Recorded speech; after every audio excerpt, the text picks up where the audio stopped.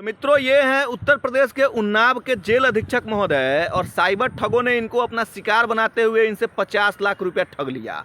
भाई साहब, इनके बेटी को मेडिकल कॉलेज में दाखिला दिलाने के नाम पे इनसे 50 लाख रुपया ठग लिया गया। दरअसल जेल अधीक्षक महोदय जस्ट डायल के जरिए एक कंसल्टेंसी के संपर्क में थे और कंसल्टेंसी का जो अधिकारी था वो जेल अधीक्षक महोदय को कहता है कि बाराबंकी में जो हिंद मेडिकल कॉलेज है उसमें हम आपके बेटी को एडमिशन करवा देंगे। मतलब सीट सुरक्षित करने का इनको आश्वासन देता है, इसका भरोसा जीतता है और जेल अधीक्षक महोदय से 4 महीना में 50 लाख रुपया ठग लेता है। अब जरा सोचिए भाई कि एक जेल अधीक्षक महोदय जो आईपीएस रैंक का अधिकारी होता है वो जब साइबर ठगों का शिकार हो सकता है तो एक आम आदमी को कितना साइबर ठग ठगता होगा, मतलब एक आम आदमी कितना समस्या झेलता होगा। वैसे ये साइबर ठगी का मामला पहला मामला नहीं है, इससे पहले भी बड़े बड़े लोगों को ठगा जा चुका है। एक आम आदमी तो हर रोज़ ठगाता है, लेकिन बड़ा बड़ा अधिकारी को भी नहीं छोड़ा जा रहा है और साइबर ठगों ने भाई साहब उन्नाव के जेल अधीक्षक महोदय को ही ठग लिया। अब जरा सोचिए, ये उन्नाव के जो जेल अधीक्षक महोदय है ये अपने बेटी को डॉक्टर बनाने के लिए भाई साहब सिर्फ एडमिशन दिलाने के लिए, सिर्फ कॉलेज में दाखिला दिलाने के नाम पे 50 लाख रुपया दे देता है। अब सवाल ये है कि भैया इनके पास 50 लाख रुपया आया कहाँ से। अब लोग ये भी लिख रहा है कि ये तो जेल अधीक्षक हैं, जेलर है। अब जेलर तो ऐसे ही माल छापता है, तो भैया इनके पास 50 लाख रुपया तो आम बात है, 5 करोड़ 10 करोड़ भी इनके पास होगा।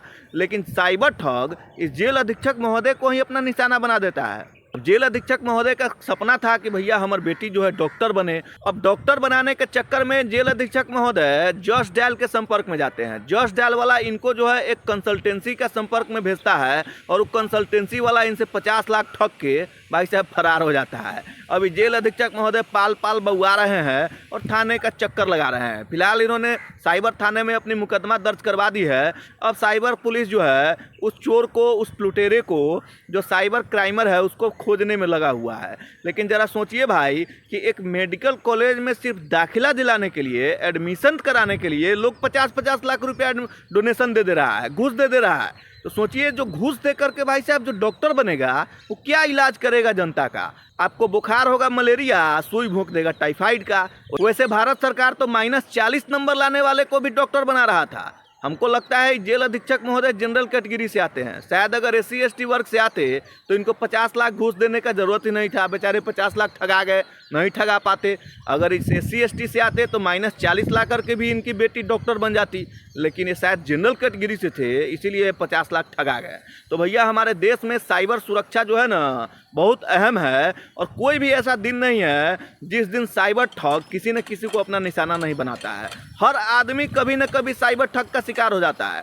हर आदमी। इस भारत में 150 करोड़ का जनसंख्या है और इस देश में जो भी इंटरनेट से जुड़ा हुआ व्यक्ति है शायद कभी न कभी वो साइबर ठगी का शिकार जरूर हुआ होगा। और बड़े से बड़े अधिकारी पदाधिकारियों को भी साइबर ठग नहीं छोड़ रहा है। और जरा सोचिए, ये उन्नाव के जेल अधीक्षक है, आईपीएस रैंक का अधिकारी होता है जेल अधीक्षक, और उसको साइबर ठग ने 50 लाख रुपया ठग लिया।